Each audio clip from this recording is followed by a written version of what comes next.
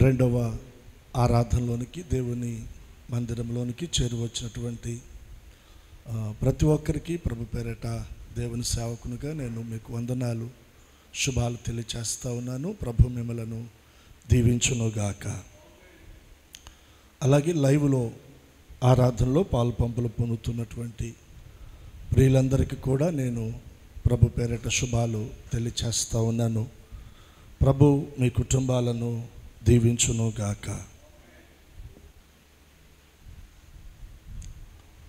దేవుని కృపను బట్టి మరి ఈ ఆదివారం మొదటి ఆరాధన దేవునికి మహిమకరంగా జరిగించబడింది. తిరిగి మనం రెండవ ఆరాధనలో దేవుని సన్నిధిలో ఈ రీతిగా ప్రభువును సేవించు. గడిచిన వారంలో మరి కొన్ని ప్రాంతాల్లో దేవుని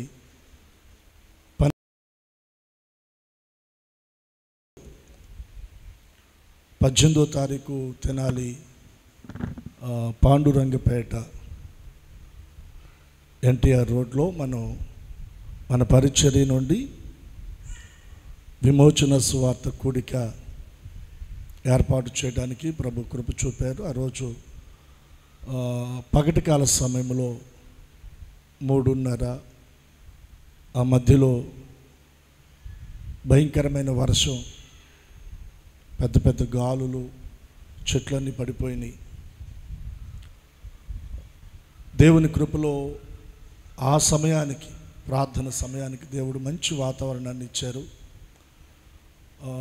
మరి కూడికంతా కూడా దేవునికి మహిమకరంగా ప్రభు జరిగించారు. సంఘ బిడ్డలు ఎంతో ప్రార్థించారు, సహకరించారు, పరిచర్య చేశారు. అందుని బట్టి నేను ప్రభువును స్తుతిస్తూ ఉన్నాను. ఆ దినం మంచిగా మరి ఆ ప్రాంతంలో ఉన్నటువంటి ప్రజలకు సువార్త అందించడానికి ప్రభు మనకిచ్చిన అవకాశాన్ని బట్టి నిండు మనసుతో నేను ప్రభువును స్తుతిస్తూ ఉన్నాను. అందరూ కూడా ఒకసారి చేతులెత్తి దేవునికి మనం స్తోత్రం చెల్లిద్దాం. చెప్దామా హల్లెలూయా. నా దర్శనము ఏంటంటే, మన వలనైనంత మటుకు మన పరిసర ప్రాంతాల్లో ఉన్నటువంటి ప్రజలకు మనం సువార్తను అందించాలి. మన పని సువార్త అందించటం. మన పని ఏంటంటే ప్రార్థించటం, దేవుని వాక్యపు విత్తనాలను ప్రజల్లో చల్లటం. కార్యసిద్ధిని జరిగించేది దేవుడు, తగిన సమయంలో ప్రతిఫలాన్ని ఇచ్చేది దేవుడు. ప్రభువునందు మన ప్రయాస ఏది కూడా వ్యర్థము కాదండి, ఏది కూడా వ్యర్థము కాదు.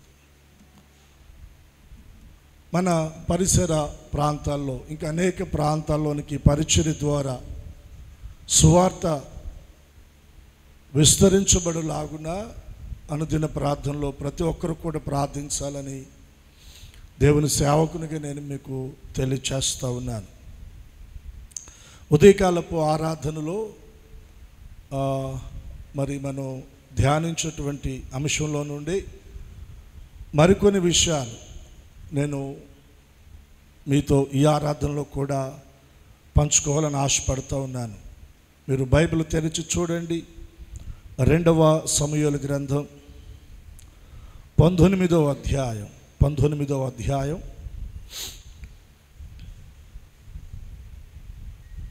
28వ వచన భాగం. 2వ సమూయేలు గ్రంథం 19వ అధ్యాయం 28వ వచన భాగం. నా తండ్రి ఇంటి వారందరూ నా ఏలిన వాడవను రాజువునగు నీ దృష్టికి మృతుల వంటి వారై ఉండగా, నీవు నీ బలయొద్ద భోజనము చేయువారిలో నీ దాసుడునైనా నన్ను చేర్చితివి. కాబట్టి ఇకను రాజువైన నీకు మొరపెట్టుటకు నాకేమి న్యాయమని అనగా. ఈ వచన భాగంలో ఉన్నటువంటి మాటలను ప్రభు మనందరి వినికిడిలో దీవించునుగాక. ఈ ఆరాధనలో ప్రత్యేకించి ప్రభు మనతో మాట్లాడునుగాక. ఆమేన్. కొద్ది నిమిషాలు దేవుని మాటలు శ్రద్ధగా వినడానికి మీరు ఆసక్తిని చూపెట్టండి. నిదానంగా నేను కొన్ని విషయాలు మీ దృష్టిలోనికి మీ ఎదుటికి తీసుకొని వస్తాను. ఉదయకాల సమయంలో కొన్ని విషయాలు నేను పంచుకున్నాను. వాటిని 1-2 మాటల్లో నేను మీకు జ్ఞాపకం చేస్తాను. దావీదు ఎదుట మెఫీబోషెత్ నిలబడి దావీదుతో పలికినటువంటి మాటలు ఏమని పలికాడంటే, చచ్చిన కుక్క వంటి వాడనైనా నా ఎడల నీ దయను చూపడానికి నీ దాసుడు నగు నేను ఎంతటి వాడను, నీ దాసుడునైనా నేను ఎంతటి వాడను. మీరు ఈ మాటలు 2వ సమూయేలు గ్రంథం 9వ అధ్యాయం 8వ వచన భాగంలో మీరు గమనించగలరు. అతడు నమస్కరించి, చచ్చిన కుక్క వంటి వాడనైనా నా ఎడల నీవు దయ చూపుటకు నీ దాసుడు నగు నేను ఎంతటి వాడను.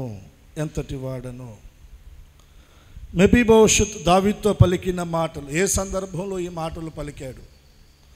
తాను చచ్చిన కుక్కగా దావీదు ఎదుట తన గురించి మాట్లాడుతూ ఉన్నాడు. మెఫీబోషెత్ విషయంలో దావీదు చూపిన దయ ఎలాంటిదో కొన్ని విషయాలు మనం ఉదయకాలం ధ్యానం చేశాం. ఈ మెఫీబోషెత్ తండ్రి యోనాతాను, సౌలు ఈ మెఫీబోషెతుకి తాతగా ఉన్నాడు. సౌలును బట్టి చూస్తే దావీదు మెఫీబోషెతును నిర్మూలన చేయాలి, హతం చేయాలి, చంపాల. కానీ యోనాతానును బట్టి మెఫీబోషెతుకు ఉపకారం చేయడానికి దావీదు తలంచాడు. ఈ మెఫీబోషెతు అవిటివాడుగా, కుంటివాడుగా ఉన్నట్లుగా మనం ఉదయకాలం చూసాం. ఈ మెఫీబోషెతు లోదెబారులో మాకీరి ఇంట ఒక దయానీయమైనటువంటి దుర్భర స్థితిలో, ఒక దౌర్భాగ్య స్థితిలో ఉన్నటువంటి మెఫీబోషెతును దావీదు తన సేవకుల ద్వారా కబురు పంపించి పిలిపించి, మెఫీబోషెతుతో దావీదు మాట్లాడుతూ ఉన్నాడు. మెఫీబోషెత్, భయపడవద్దు, సౌలు సాంపథ్యం, అతని భూమి ఏదైతే ఉందో అది మరలా నీకు తిరిగి ఇవ్వబడుతుంది. సదాకాలం నీవు నా భోజనం దగ్గర, నా భోజనపు బల్ల దగ్గర నువ్వు భోజనం చేస్తావు. ఈ మాటలు పలికినప్పుడు, దావీదు ఈ మాటలు పలికినప్పుడు మెఫీబోషెత్ అంటున్నాడు దావీదుకు నమస్కారం చేసి, చచ్చిన కుక్క వంటి వాడనైనా నా ఎడల నువ్వు ఇంతగా దయ చూపడానికి నీ దాసుడు నగు నేను ఎంతటి వాడను.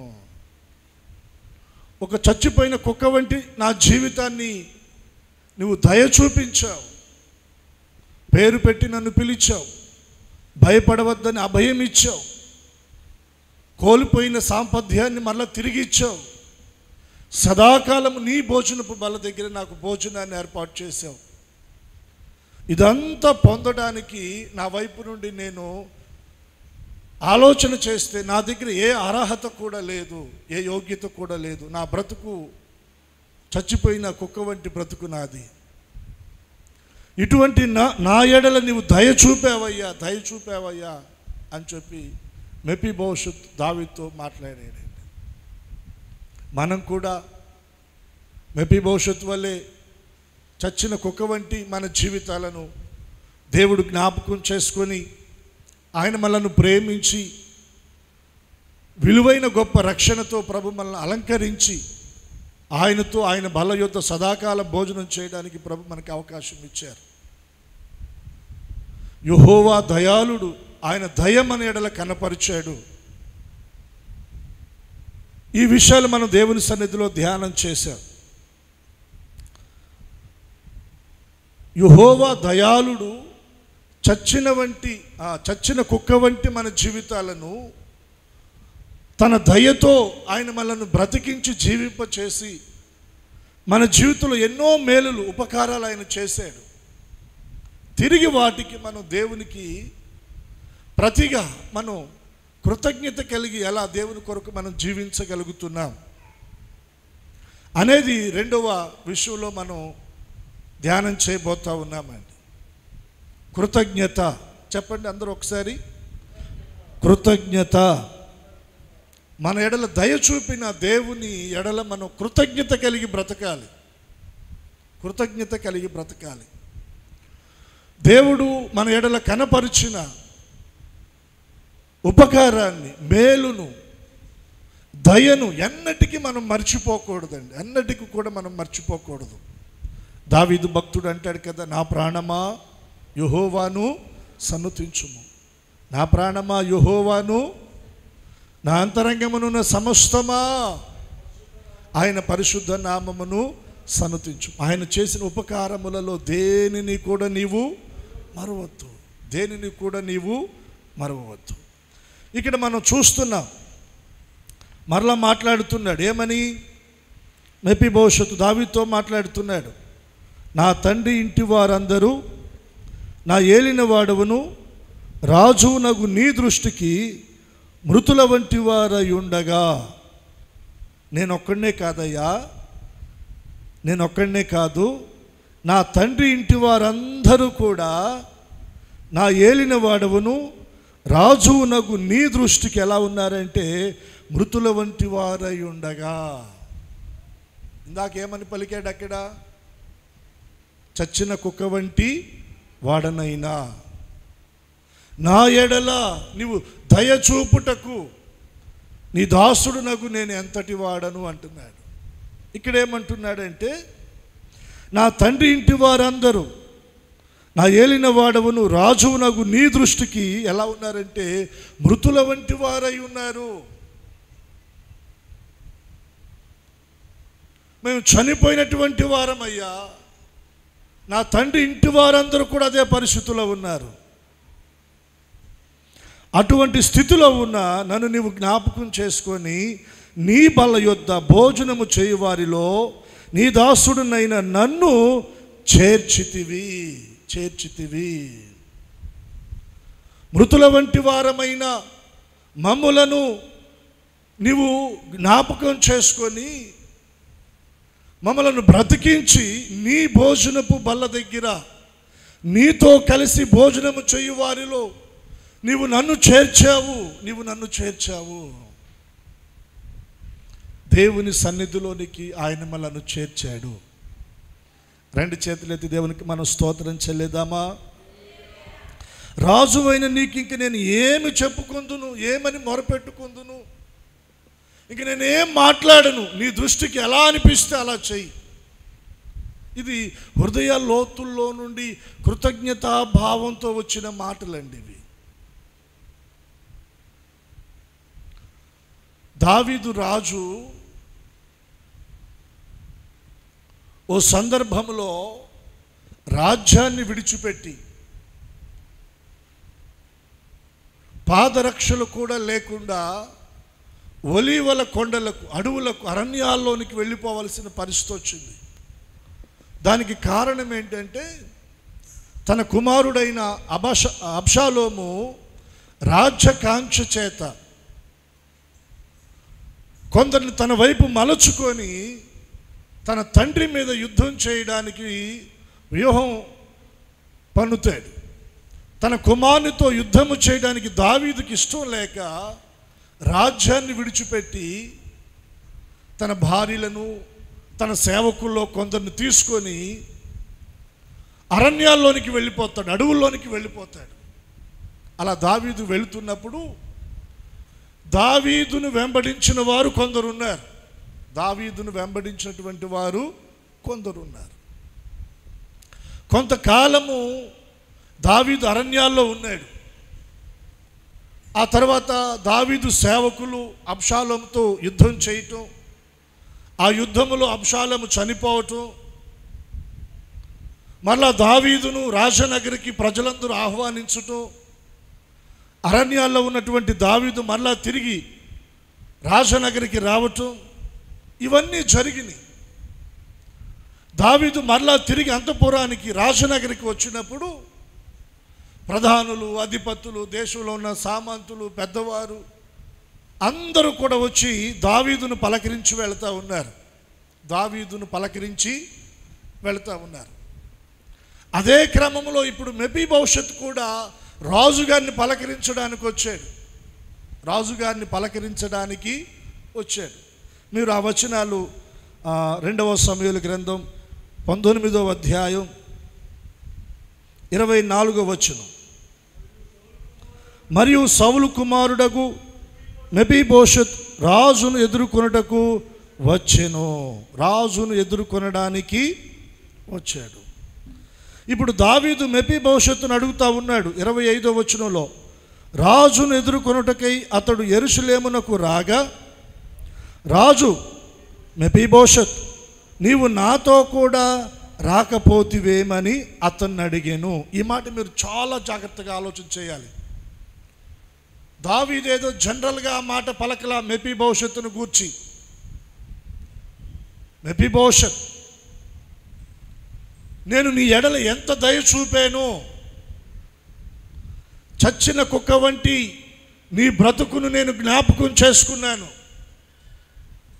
నీకెంతో ఉపకారం చేశాను, పేరు పెట్టి నిన్ను పిలిచాను, నీకు అభయాన్ని ఇచ్చాను, నువ్వు కోల్పోయిన స్వాస్థ్యము మరలా నేను నీకు అనుగ్రహించాను, నా బల్ల యొద్ద నేను నీకు భోజనాన్ని సిద్ధపరిచాను, నేను నీకు ఎంతో ఉపకారం చేశాను. నా పరిస్థితులు బాగోక నేను రాజ్యాన్ని విడిచిపెట్టి అరణ్యాలకు వెళ్ళిపోతున్నప్పుడు నాతో కూడా వచ్చినటువంటి సేవకులు చాలామంది ఉన్నారు. నీవెక్కడుంటే మేము కూడా అక్కడే ఉంటాం. నువ్వు రాజనగర్లో లేకుండా అరణ్యాల్లో ఉంటే మేము కూడా నీతో పాటు అరణ్యాలకు వచ్చేస్తామని నన్ను వెంబడించిన సేవకులు చాలామంది ఉన్నారు. అయితే నా ద్వారా నువ్వెంతో ఉపకారాన్ని పొందావు, నీవు నాతో కూడా ఎందుకు రాలేదు, నీవు నాతో కూడా ఎందుకు రాలేదు అని మెఫీబోషెత్తును అడుగుతూ ఉన్నాడు దావీదు. మరి నిజంగా మెఫీబోషెత్తు వెళ్ళలేదా?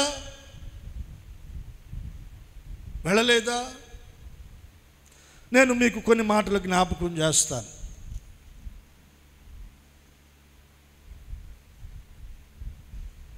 19వ అధ్యాయం 19వ అధ్యాయం కాదు, ఒక్క నిమిషం, 16వ అధ్యాయం.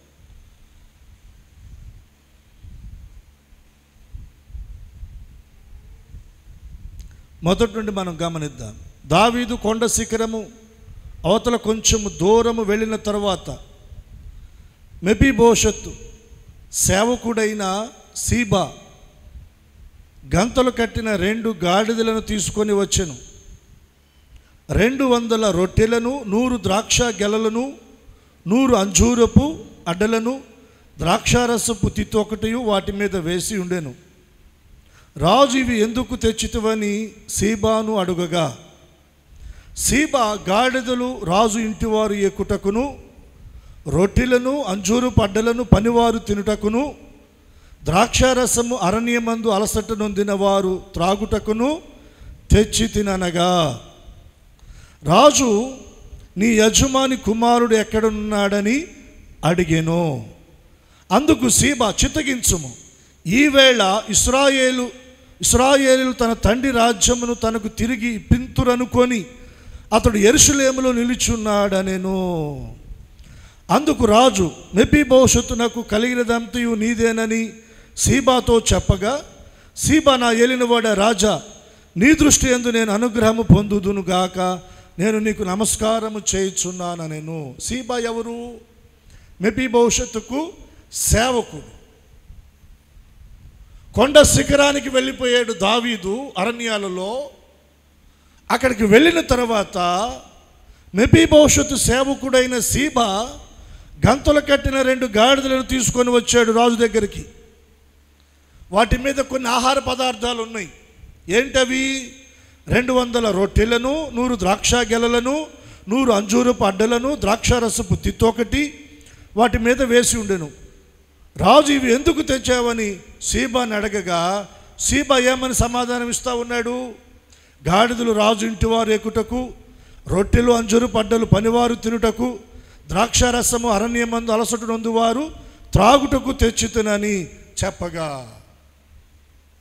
ఇది నిజంగా సీబానే తీసుకొని వచ్చాడా? మనం ఆలోచన చేయాలి. ఇప్పుడు దావీదు అడుగుతున్నాడు సీబాని, నీ యజమాని కుమారుడు ఎక్కడున్నాడని అడిగినప్పుడు సీబా అంటున్నాడు, చిత్తగించు, ఈవేళ ఇశ్రాయేలు తన తండ్రి రాజ్యము తనకు తిరిగి ఇప్పింతురనుకొని అతడు యెరూషలేములోనే నిలిచాడు. అంటే మీరు ఇటు అరణ్యాలకు వచ్చేసారు కదా, అతడు పట్టణంలో నిలిచి ఉంటే ఒకవేళ అబ్షాలోము తన తండ్రి రాజ్యాన్ని ఒకవేళ తనకి తిరిగి ఇప్పిస్తాడేమో అన్నట్లుగా మెఫీబోషెతు యెరూషలేములోనే నిలిచి ఉన్నాడు.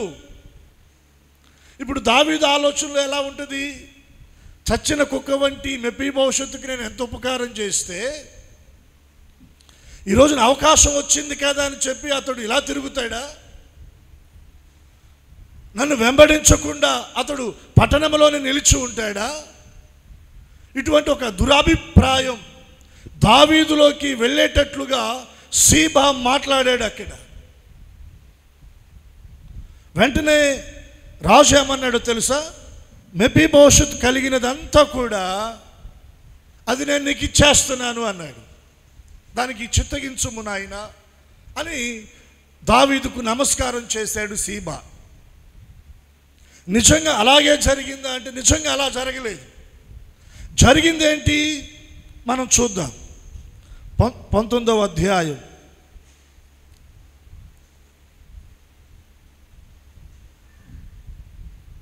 25-26 వచనాలు. రాజును ఎదుర్కొనుటకు అతడు యెరూషలేమునకు రాగా రాజు మెఫీబోషెతు, నీవు నాతో కూడా రాకపోతివేమని అతన్ని అడిగాను. అందుకు అతడు, నా ఏలినవాడా రాజా, నీ దాసుడునైన నేను కుంటివాడను గనుక గాడిద మీద గంత కట్టించి ఎక్కి రాజుతో కూడా వెళ్ళిపోదునని నేను అనుకొనగా నా పనివాడు నన్ను మోసం చేశాను. ఎవరు మోసం చేశారు?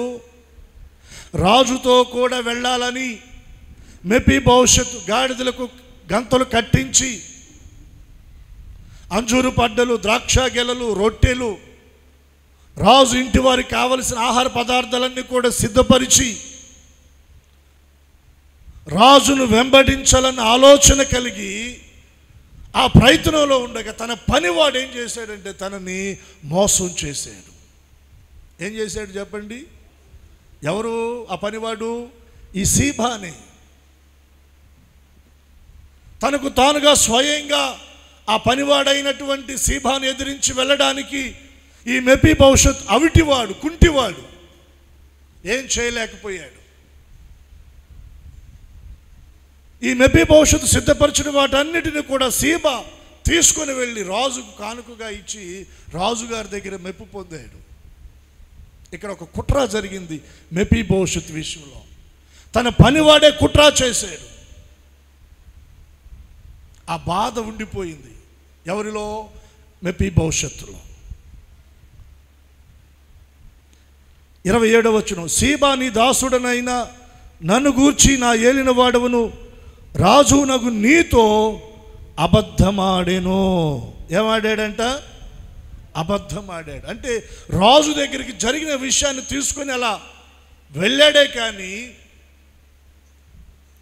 సీబా మీద కక్ష సాధింపుగా ప్రతీకారము తీర్చుకోవడానికి కాదండి. తన యథార్థత ఏంటో, తను ఏం చేశాడో, తన హృదయంలో ఏముందో, తను ఎలా మోసగించబడ్డాడు, ఆ విషయాలు తీసుకొని వెళ్ళాడు. ఇక్కడ మెఫీబోషెతులో ఏం కనబడతా ఉందంటే నేను మీకు చెప్తా ఉన్నాను, అతడు మోసగించబడ్డాడు కానీ రాజును వెంబడించే విషయంలో అతడు కృతజ్ఞత కలిగిన వాడై ఉన్నాడు. ఏం కలిగిన వాడై ఉన్నాడు చెప్పండి? కృతజ్ఞత కలిగిన వాడై ఉన్నాడు. చచ్చిన కుక్క వంటి మన జీవితాలను దేవుడు ప్రేమించి ఆయన మనల్ని వెదకి రక్షించి ఆయనతో కూడా ఆయన బల యొద్ద కలిసి భోజనం చేసేటువంటి గొప్ప ఆధిక్యతను, కృపను దేవుడు మనకిచ్చాడు. ఆయన సన్నిధిలో నిలిచి ఆయనను ఆరాధించే భాగ్యాన్ని ప్రభు మనకిచ్చాడు. ఆయన సన్నిధిలో మోకరిల్లి అబ్బా తండ్రి అని మొరపెట్టుకునే ఆ ధన్యత ప్రభు మనకిచ్చాడు. మన జీవితంలో ఎన్నో ఉపకారాలు ప్రభు చేశాడు. ఎన్నో ఉపకారాలు మనం పొందాం. అయితే ఆయన్ని వెంబడించే విషయంలో మనం కృతజ్ఞత కలిగిన వారంగా ఉన్నామా? కృతజ్ఞత కలిగి ఆయన్ని మనం వెంబడించగలుగుతున్నామా? దావీదును వెంబడించడానికి అవిటివాడుగా ఉన్నప్పటికీ కూడా మెఫీబోషెతు గాడిదలకు గంతలు కట్టాడు. ద్రాక్ష గెలలను, అంజూరు పడ్డలను, రొట్టెలను సిద్ధపరిచాడు. వాటన్నిటిని గాడిదల మీద పెట్టి తాను తన రాజును వెంబడించే ప్రయత్నంలో సీబా మోసం చేసాడు. అందుకని ఆగిపోవలసి వచ్చిందండి. మోసపోయాడు కానీ మోసం చేయలే. రెండు చేతులెత్తి దేవునికి స్తోత్రం చెల్లిద్దామా? దేవుని పిల్లలమైన మనం ప్రజల చేత మోసగించబడినా పర్వాలేదు, కానీ మనం మాత్రం ప్రజలను మాత్రం మోసం చేయకూడదు. రెండు చేతులే దేవునికి మనం స్తోత్రం చెల్లిద్దాం. ఇక్కడ నేను మీకు ఒక మాట చెప్తానండి.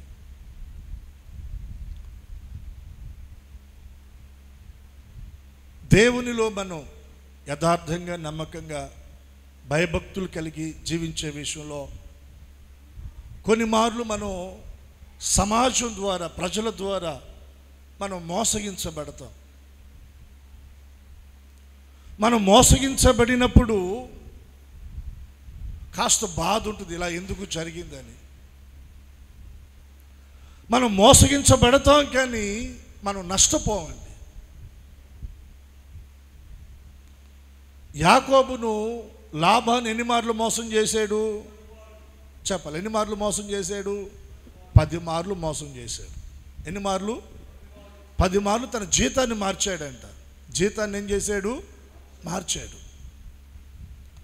తన మామ దగ్గర నుంచి మరలా తండ్రి ఇంటికి తిరిగి వచ్చేటప్పుడు యాకోబు తన మామకు చెప్పిన మాట ఏంటంటే, నా తండ్రి దేవుడు అబ్రహాము దేవుడు, నా తండ్రి భయపడిన దేవుడు నాకు తోడై ఉన్నాడు. ఆయన నాకు తోడై ఉన్నాడు కాబట్టి ఆయన నన్ను ఒట్టి చేతులతోటి తీసుకొని రావటం లేదు. అంటే నా చేతుల నిండా, నా చేతుల కష్టార్జితాన్ని దేవుడు ఆశీర్వదించాడు. నేను మోసపోయాను కానీ నీ దగ్గర నేను నష్టపడలేదు. మనం మోసగించకూడదు. మోసగించబడినా పర్వాలేదు, దేవుడు మనకు తోడై మన చేతుల కష్టార్జితాన్ని దేవుడు ఆస్వాదిస్తాడు.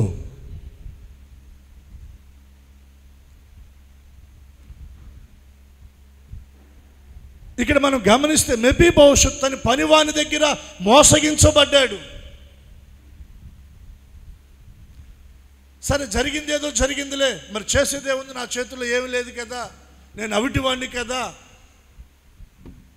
ఎలా జరగాలంటే అలా జరుగుద్దిలే అని శుభ్రంగా తినేసి, శుభ్రంగా తాగేసి, శుభ్రంగా తన ముందున్న జీవితాన్ని సంతోషంగా అనుభవించాడా? లేదండి. దావీదు అరణ్యాలకు వెళ్ళిన ఆ రోజు మొదలుకొని దావీదు మరలా క్షేమంగా తిరిగి రాజనగరికి వచ్చేంత వరకు మెఫీబోషెతు ఎలా ఉన్నాడో తెలుసా? చూడండి, 24వ వచనంలో, 19వ అధ్యాయం 24వ వచనంలో, సౌలు కుమారుడకు మెఫీబోషెతు రాజును ఎదుర్కొనుటకు వచ్చెను. రాజు పారిపోయిన దినము మొదలుకొని అతడు సుఖముగా తిరిగి వచ్చిన నాటి వరకు అతడు కాళ్ళు కడుక్కొనకయు, గడ్డము కత్తిరించుకొనకయు, బట్టలు ఉదుకుకొనకయు ఉండెను. ఒకసారి అందరం రెండు చేతులెత్తి స్తోత్రం చెల్లిద్దాం. అంటే రాజు క్షేమాన్ని మెఫీబోషెతు గుండెల నిండా కోరుకుంటా ఉన్నాడండి. రాజు క్షేమాన్ని గుండెల నిండా కోరుకోవడానికి కారణం ఏంటంటే రాజు విషయమై మెఫీబోషెతుకు కృతజ్ఞత ఉంది. చచ్చిన కుక్క వంటి నా జీవితాన్ని బ్రతికించాడు. లోదేబార్ అనగా అదొక అపవిత్రమైన చీకటి ప్రదేశం.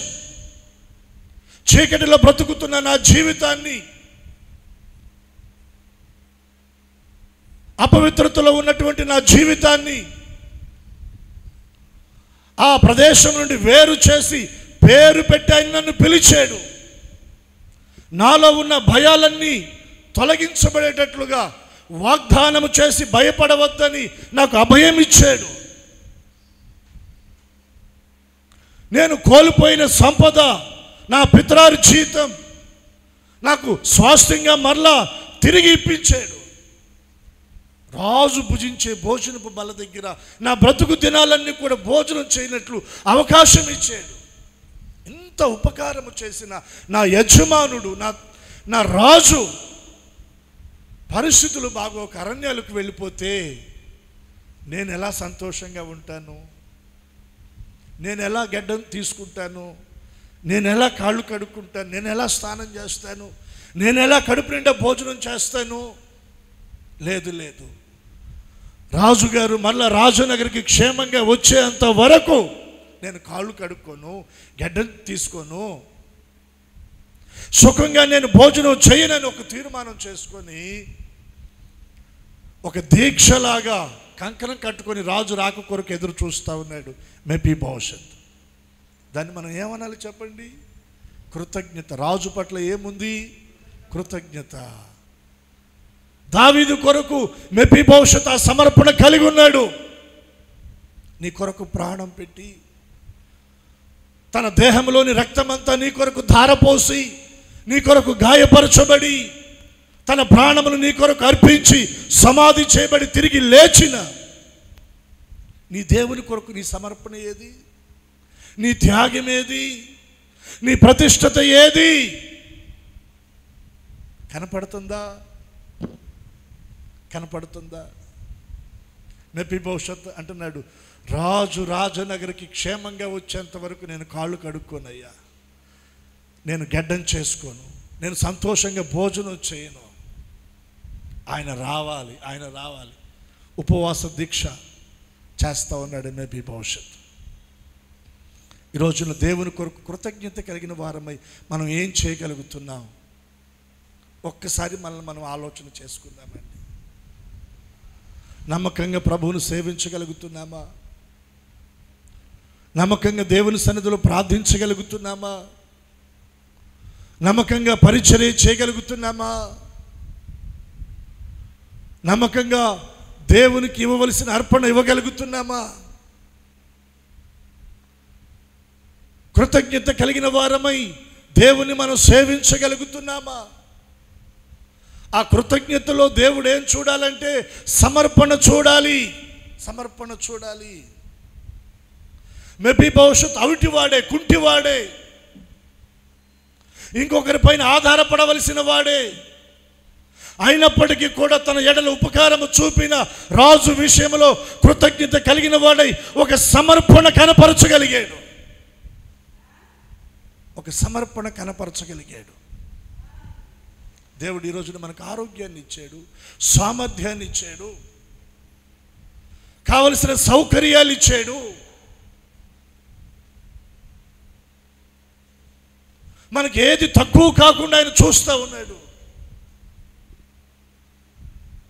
ఇంతగా మనకు ఉపకారము చేసిన దేవుని ఎడల మన కృతజ్ఞత ఏది? సమర్పణ ఏది? దేవుని కొరకు మనం నిలబడుతుంది ఏది? దేవుని కొరకు మనం పని చేస్తుంది ఏది? మెఫీబోషెత్ ఒక సవాలుగా మన ముందు నిలిచాడు. చూస్తారా వచ్చాను మరలా? రాజు పారిపోయిన దినము మొదలుకొని అతడు సుఖముగా తిరిగి వచ్చిన నాటి వరకు అతడు కాళ్ళు కడుక్కొనకయు, గెడ్డము కత్తిరించుకొనకయు, బట్టలు ఉతుకుకొనకయు నుండెను. చూడండి ఎంత సమర్పణతో మెఫీబోషెత్ రాజు కొరకు ఎదురు చూస్తున్నాడు. ఈరోజున అటువంటి ఆ సమర్పణ మనలో దేవుడు చూచునుగాక. దేవుడు చూచునుగాక. దేవుని కొరకు మనం నిలబడాలి, కృతజ్ఞత కలిగిన వారమై నిలబడాలండి. ఏమన్నాడు ఇందాక మొదటి వచ్చులో మనం చదువుకున్నాం కదా, నా తండ్రి ఇంటి వారందరూ నా ఏలిన వాడవను, రాజునగు నీ దృష్టిలో మృతుల వంటి వారై ఉండగా నీవు నీ బల యొద్ద భోజనము చేయవారిలో నీ దాసుడునైన నన్ను, నా తండ్రి ఇంటి వారందరూ చచ్చినటువంటి వారయ్యా, మృతుల వంటి వారు. అటువంటి వారిలో నుండి నీ దాసుడునగు నన్ను నీ భోజనపు బల్ల దగ్గర భోజనం చేయవారిలో నన్ను ఒకనిగా నువ్వు చేర్చావు. దీనికి నేను ఎలా నీ రుణాన్ని నేను తీర్చుకోగలను? ఎలా కృతజ్ఞతగా నేను బ్రతకగలనయ్యా? ఇంతకంటికి నేనేం చేయగలను? అందుకని నువ్వు క్షేమంగా వచ్చేంత వరకు నేను కాళ్ళు కడుక్కోలే, గడ్డం తీసుకోలేదు, బట్టలు ఉతుక్కోలేదు, సంతోషంగా నేను భోజనాలు చేయలేదు. ఇది నీ దృష్టిలోకి సరిగ్గా రాలా. నా పనివాడు నన్ను మోసం చేశాడు, అయినా పర్వాలేదు. ఏమన్నాడు తెలుసా? పనివాని మీద ఎక్కువ నేరారోపణ మోపలేదండి. ఏమంటున్నాడంటే అక్కడ 27వ వచనంలో మనం కొంచెం క్రిందకు వస్తే, నా ఏలిన వాడవును రాజునగు నీతో అబద్ధమాడిన అయితే, నా ఏలిన వాడవును రాజునగు నీవు దేవదూత వంటి వాడవు. ఎలాంటి వాడంట? అయ్యా నీవు దేవదూత వంటి వాడవు. ఏమంటున్నాడు తెలుసా అక్కడ? నీ దృష్టికి ఏది అనుకూలమో దానిని, అంటే ఒకవేళ నేను నిన్ను వెంబడించలేదు, సీబా చెప్పిన మాటలను బట్టి నేను నిన్ను వెంబడించలేదని ఒకవేళ నా మీద నీకు కోపం ఉంటే, నీ దృష్టికి ఏది అనుకూలమో దానిని నా ఎడల నీవు జరిగించు.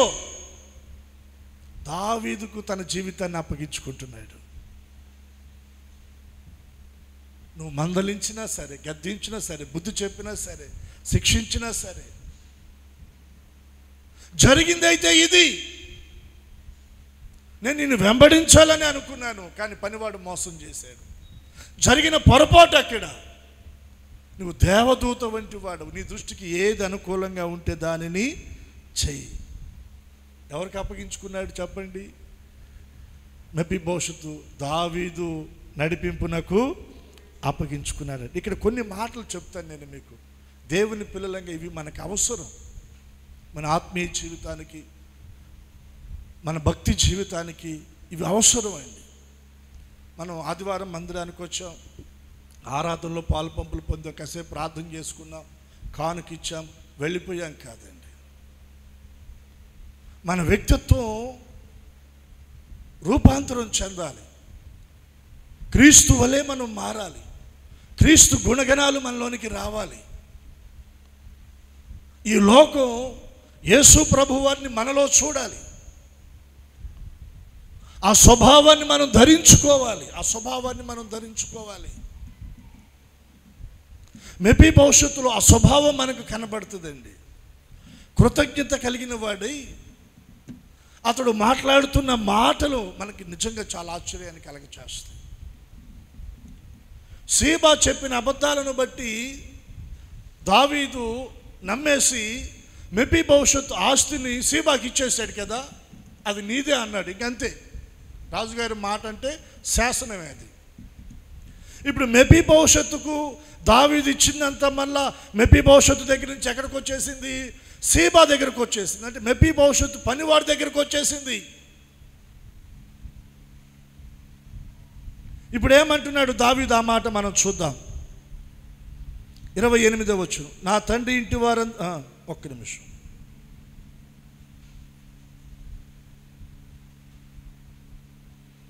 28వ వచనంలో మనం చివరి మాట 29 నుండి చదువు. రాజు నీ సంగతులను నీవక ఎందులకు ఎత్తుదవు? నీవును సీబాయును భూమిని పంచుకొనుడని నేను ఆజ్ఞ ఇచ్చి తిని కదా అనేను. పనివాడికి ఇచ్చేసాను కదా, మరలా పూర్తిగా వాడి దగ్గర నుంచి తీసుకోవడం బాగోదు. కాబట్టి ఇప్పుడు నువ్వేం చేయాలా? దాన్ని చెరిసగం చేసుకోండి అన్నాడు. భూమిని చెరి సగం సీబా దగ్గర నుంచి మళ్ళీ నువ్వు సగం తీసుకో, సగం అతనికి ఇవ్వు అని దావీదు చెప్పాడు. ఆ మాటకు మెఫీబోషెత్ ఏమంటున్నాడో చూడండి. అందుకు మెఫీబోషెత్ ఏమంటున్నాడంటే, నా ఏలిన వాడవగు నీవు నీ నగరికి తిరిగి క్షేమముగా వచ్చి ఉన్నావు గనుక అతడు అంతయు తీసుకొనవచ్చు అని. నేను చప్పట్లు కొట్టి దేవుని నామానికి కనపరుద్దా. అయ్యా, ఆ భూమి కోసం నేను బ్రతకట్లా. నేను ఎవరి కోసం బ్రతుకుతున్నా తెలుసా? నీ కోసం బ్రతుకుతున్నాను. నీవు రాజనగరికి మళ్ళా క్షేమంగా తిరిగి రావాలని, రాజుగా నీవు సింహాసనాన్ని అధిష్ఠించాలని, రాజుగా నేను నిన్ను చూడాలని నీ కొరకు బ్రతుకుతున్నానయ్యా. ఈ భూమి కొరకు బ్రతకట్లన్నా నేను. ఈ భూమి నాకు అక్కర్లేదు. నువ్వు క్షేమంగా తిరిగి వచ్చావు, నీవు నాకు చాలు. హల్లెలూయా. ఇదంతా మనోడినే తీసుకోమను అంటే, ఇప్పుడు మెఫీబోషెత్ మనసు దేని మీద ఉంది? సంపద మీద ఉందా, రాజు మీద ఉందా? దాన్ని ఏమంటారు చెప్పండి? కృతజ్ఞత. మాటల్లో కాదండి, అది మన జీవితంలో కనపడాలి. దావీదు అంటున్నాడు, నేను నీకు ఇచ్చిన ఆస్తి మళ్ళా సీబాకి ఇచ్చానని మాట ఇచ్చాను, చెరి సగం తీసుకోండి అంటే, అయ్యా మొత్తం ఆయన్నే తీసుకో, నాకు అక్కర్లేదు, నీవు వచ్చావు చాలు. రెండు చేతులు ఎత్తి స్తోత్రం చెల్లిద్దామా?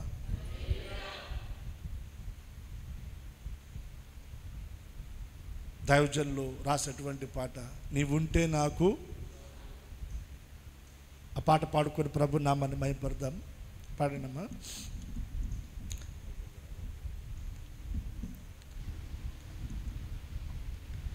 నీ ఉంటే నాకు చాలు యేసయ్యా,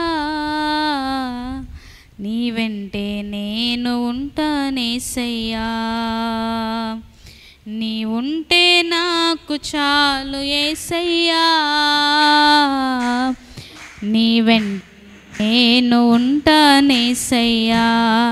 నీ మాట చాలయ్యా, నీ చూపు చాలయ్యా, నీ తోడు చాలయ్యా, నీ నీడ చాలయ్యా. నీ మాట చాలయ్యా, నీ చూపు చాలయ్యా, నీ తోడు చాలయ్యా, నీ నీడ చాలయ్యా. నీ ఉంటే నాకు చాలు యేసయ్యా, నీ వెంటే నేను ఉంటానేసయ్యా. నీ ఉంటే నాకు చాలు యేసయ్యా, నీ వెంటే నేను ఉంటానేసయ్యా. ఎన్ని బాధలున్నను,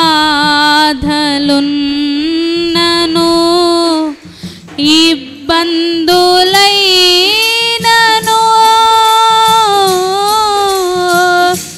ఎంత కష్టమొచ్చినా, నిష్ఠురమైనను, ఎన్ని బాధలున్నను,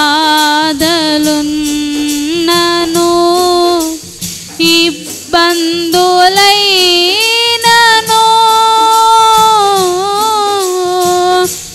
ఎంత కష్టమొచ్చినా, నిష్ఠురమైనను,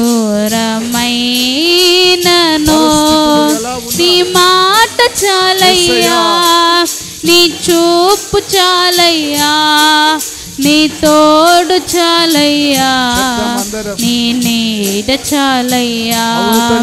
నీ మాట చాలయ్యా, నీ చూపు చాలయ్యా, నీ తోడు చాలయ్యా, నీ నీడ చాలయ్యా. నీ ఉంటే నాకు చాలు యేసయ్యా, నీ వెంటే నేను ఉంటానేసయ్యా. నీ ఉంటే నాకు చాలు యేసయ్యా, నీ వెంటే నేను ఉంటానేసయ్యా. బ్రతుకు నావా పగిలినా కడలి పాలైనను అలలు ముంచి వేసిన ఆశలు అనగారినా బ్రతుకు నావా పగిలినా కడలి పాలైనను అలలు ముంచి వేసిన ఆశలు అనగారినా నీ మాట చాలయ్యా, నీ చూపు చాలయ్యా, నీ తోడు చాలయ్యా, నీ నీడ చాలయ్యా. నీ మాట చాలయ్యా, నీ చూపు చాలయ్యా, నీ తోడు చాలయ్యా, నీ నీడ చాలయ్యా. నీ ఉంటే నాకు చాలు యేసయ్యా, నీ వెంటే నేనుంటానేసయ్యా. నీ ఉంటే నాకు చాలు యేసయ్యా,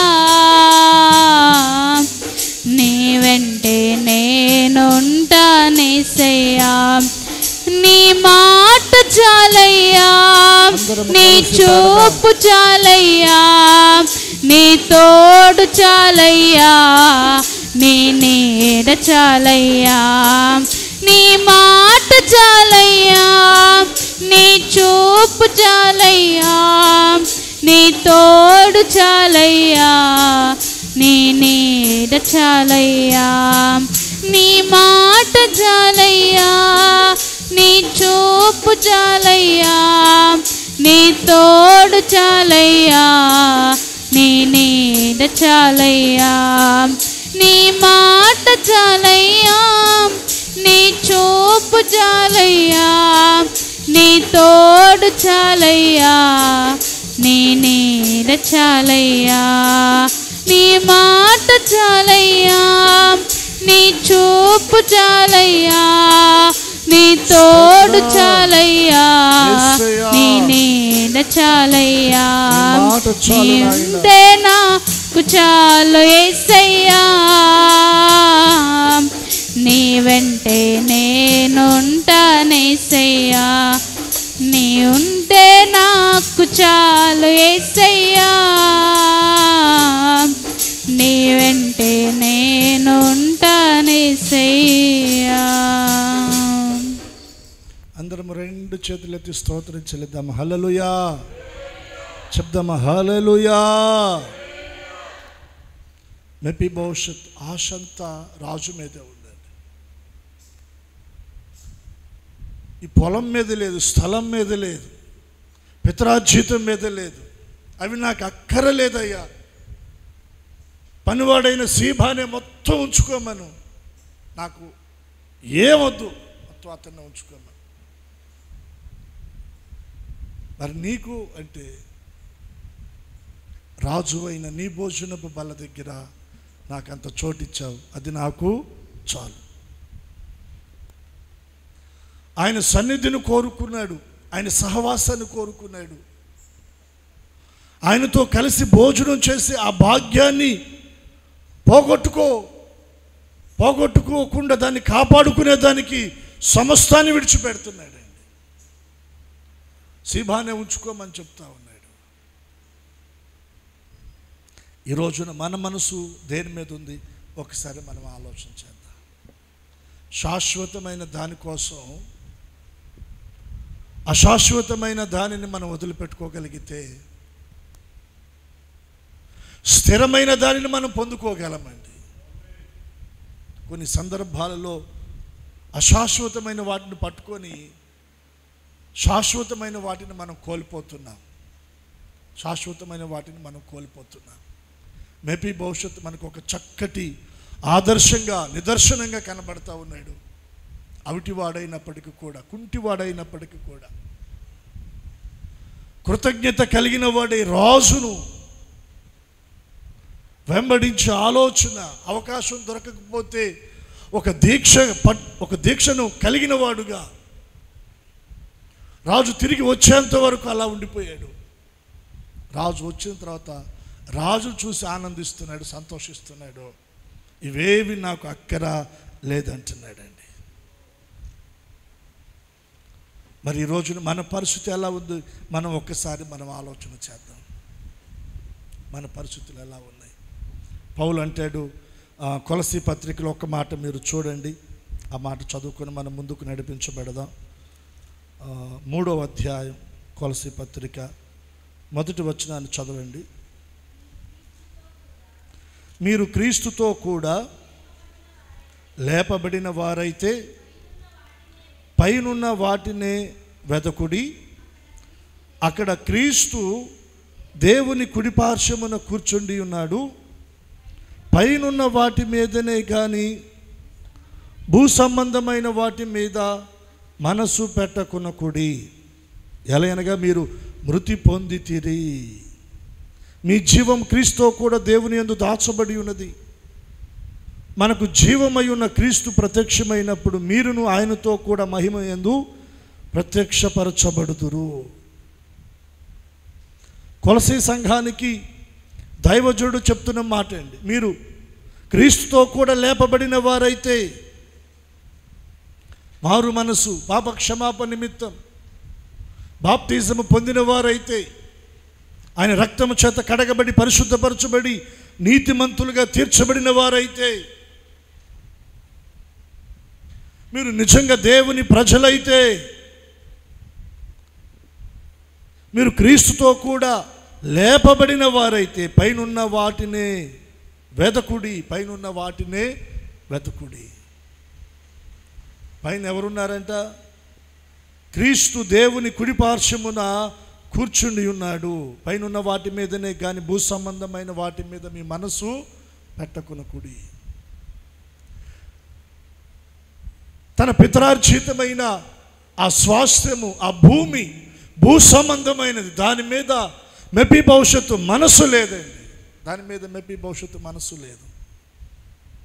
తన మనసంతా కూడా ఎవరి మీద ఉందంటే రాజు మీదే ఉంది.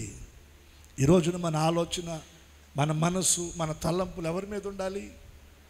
మన కొరకు ప్రాణం పెట్టిన ప్రాణదాత, జీవ ప్రదాత అయిన మన ప్రభు అయిన యేసుక్రీస్తు వారి మీద మన మనసంతా నిలపాలి. 2 చేతులు ఎత్తి స్తోత్రం చెల్లిద్దాం. చెప్దామా హల్లెలూయా. మెప్పి భవిష్యత్తు పలికినటువంటి మాటలు, నా తండ్రి ఇంటి వారందరూ కూడా నీ దృష్టిలో ఎలా ఉన్నారంటే మృతులైనటువంటి వారుగా ఉన్నారు. అటువంటి మృతమైన కుటుంబంలో నన్ను నీవు జ్ఞాపకం చేసుకొని నీ భోజనపు బల్ల దగ్గర చోటిచ్చావయ్యా. నీ భోజనపు బల్ల దగ్గర నాకు చోటిచ్చావు. ఇవేవి నాకు అక్కర్లేదు, ఇవేవి నాకు అక్కర్లేదు. నీ ఉంటే నాకు చాలు, నీ తోడుంటే నాకు చాలు, నేను నీతో ఉంటే చాలు, చాలు, చాలు. ఇది కృతజ్ఞత. కృతజ్ఞత.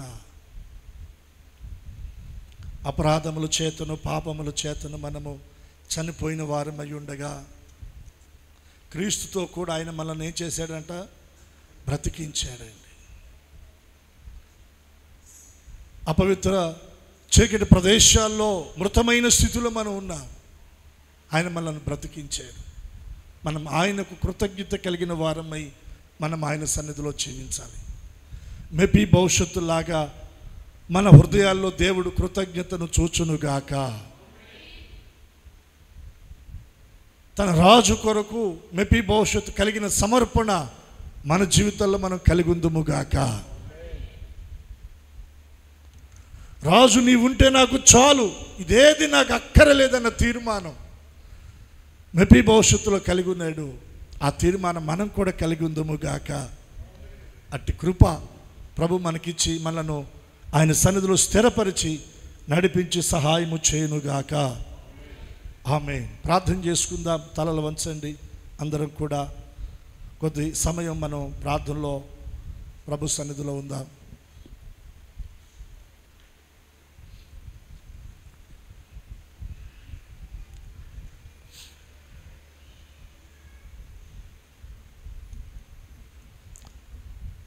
మన చేతులు ఆకాశం తట్టెత్తి ప్రార్థన చేసుకుందాం. మెఫీబోషెతు నమస్కరించి దావీదుతో మాట్లాడుతూ ఉన్నాడు. చచ్చిన కుక్క వంటి వాడనైన నా ఎడల నీవు దయచూపుటకు నీ దాసుడు నాకు నేను ఎంతటి వాడను. మన వైపు నుండి దేవుని దయ పొందుకోవడానికి మనము ఏ పాటి వారము, మన జీవితాలు ఏ పాటివి, మన బ్రతుకులు ఏ పాటివి. ఆయన మనల్ని పేరు పెట్టి పిలిచాడు, భయపడవద్దని అభయం ఇచ్చాడు, కోల్పోయిన వాటిని తిరిగి ఆయన మనకి ఇచ్చాడు. సదాకాలము ఆయన భోజనపు బల్ల దగ్గర ఆయన మనల్ని కూర్చుండబెట్టాడు. ఇంత భాగ్యము దేవుడు మనకిచ్చాడు కదా. ఇంత భాగ్యం ఇచ్చిన రాజైన దావీదు ఎడల మెఫీబోషెతు కలిగిన కృతజ్ఞత చూడండి.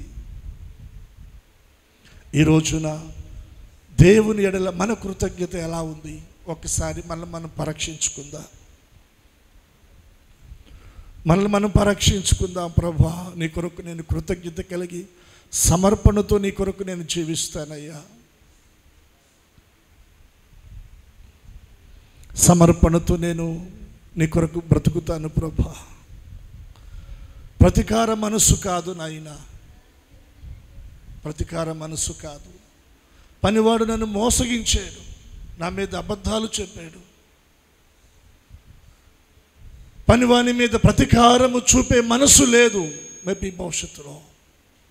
ఒకవేళ మనం ఎవరి ద్వారానైనా నిందించబడి దూషించబడి మనకు విరోధంగా అబద్ధాలు పలికి మన మీద చెడుగా ఎవరైనా చెప్పుంటే వారిని బట్టి మనం ప్రతీకారం తీర్చుకోవడానికి అటువంటి ఆలోచన మనం చేయకూడదు. ఒకవేళ మనుషుల ద్వారా మనం మోసగించబడి ఉన్నా తిరిగి మనం మోసం చేసే వారంగా ఉండకూడదు. న్యాయముగా తీర్పు తీర్చు దేవునికి అప్పగించుకుందాం, దేవుడే చూసుకుంటాడు. సీబా విషయంలో మెఫీబోషెతు ప్రతీకారము చేయలేదు.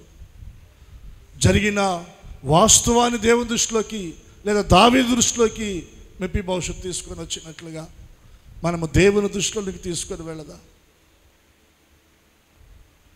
మెఫీబోషెతు మనసు సంపద మీద లేదు, దావీదు మీద ఉంది. ఈ రోజున మన మనసు అంతా దేవుని మీద ఉండునట్లుగా ప్రభు దగ్గర మనం ప్రార్థన చేసుకుందాం. ఒక తీర్మానంతో ప్రభు దగ్గర మనం ప్రార్థన చేసుకుందాం. మెఫీబోషెతు లాంటి నాయన ఆ సమర్పణ, ఆ కృతజ్ఞత, ఆ తీర్మానం నేను కూడా కలిగి ఉండాలి ప్రభా. నువ్వు నా ఎడల చూపిన ఉపకారం నేను మరవకూడదు. కృతజ్ఞత కలిగిన వాడనై నేను ఉండాలి ప్రభా. కృతజ్ఞత కలిగిన దానినై నేను జీవించాలి. నా బ్రతుకు దినాలన్నీ మీ సన్నిధిలో కృతజ్ఞతతో నేను బ్రతకాలి ప్రభా. కృతజ్ఞతతో నేను బ్రతకాలి నాయన. కృతజ్ఞత కలిగిన వాడుగా నేను జీవించాలి తండ్రి. దేవా, మీరు కృప చూపి సహాయం చేయండి నాయన అని దేవుని పాదాలు పట్టుకొని మనం ప్రార్థన చేసుకుందాం. కొద్ది సమయం ప్రార్థన చేసుకుందాం. హల్లెలూయా. స్తోత్రం స్తోత్రం స్తోత్రం స్తోత్రం స్తోత్రం స్తోత్రం స్తోత్రం. ఇంతగా ఆయన మనలను ప్రేమించాడు, ఇంతగా ఆయన మనలను జ్ఞాపకం చేసుకొని మనకు ఉపకారం చేశాడు.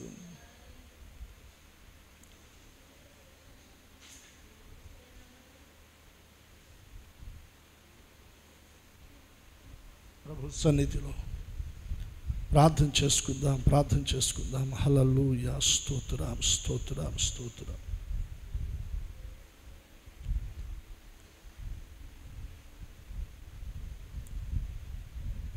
శ్రమలలో సిలువలో నీ రూపు నలిగినదా, శ్రమలలో సిలువలో నీ రూపు నలిగినదా, శిలనైనా నన్ను నీ వలె మార్చుటకా, శిల్పకారుడా నా యేసయ్యా, మలచుచుంటివా నీ పోలికగా, మలచుచుంటివా నీ పోలికగా. ఇంతగా నన్ను ప్రేమించినది, ఇంతగా నన్ను ప్రేమించినది, నీ రూపము నాలో రూపించుటకా, నీ రూపము నాలో రూపించుటకా. ఇదియే